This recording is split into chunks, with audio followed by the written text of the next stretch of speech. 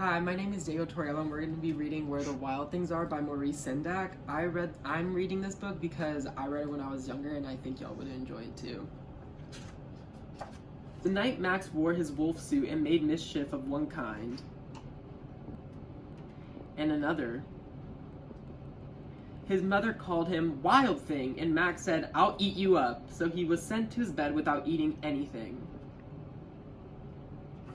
That very night in Max's room, a forest grew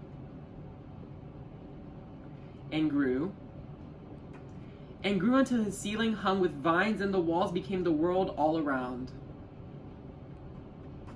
And an ocean tumbled by with a private boat for Max, and he sailed off through night and day. And in and out of weeks and almost over a year to where the wild things are.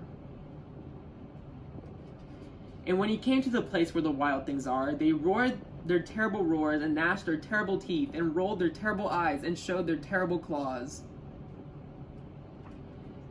Till Max said, "Be still," and tamed them with a magic trick of staring into all their yellow eyes without blinking once, and they were frightened and called him the most wild thing of all.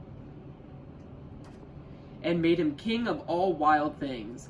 And now, cried Max, let the wild rumpus start.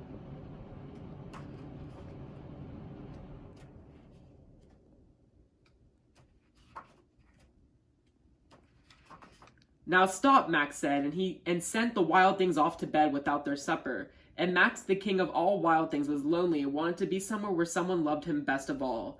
Then all around, from far away across the world, he smelled good things to eat, so he gave up being king of where the wild things are.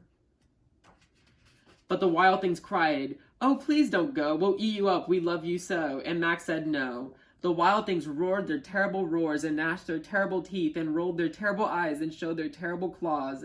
But Max stepped into his private boat and waved goodbye.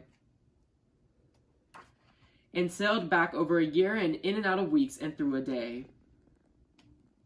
And into the night of his very own room where he found his supper waiting for him. And it was still hot. And that's the end. Thank y'all so much for reading with me, and I'm going to ask you a few questions about the book. Why did Max's mom send him to his room without having supper? What did Max say when the wild things wanted him to stay at the island?